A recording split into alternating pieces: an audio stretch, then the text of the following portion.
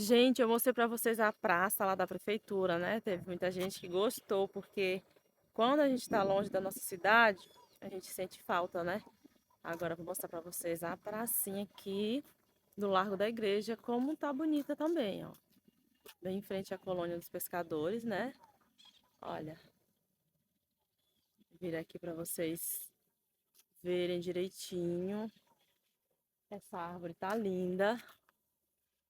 Olha aqui, ó, um espaço bem legal com damas, né? E sem contar esses aparelhos, né, gente? Que esses aparelhos aqui, a gente faz uma caminhadinha e depois vem aqui para se exercitar. Olha, legal. Eu gosto, eu amo esses aparelhos assim. Como eu faço caminhada todo dia de tarde, só que eu não, é difícil eu vir nessa daqui, né?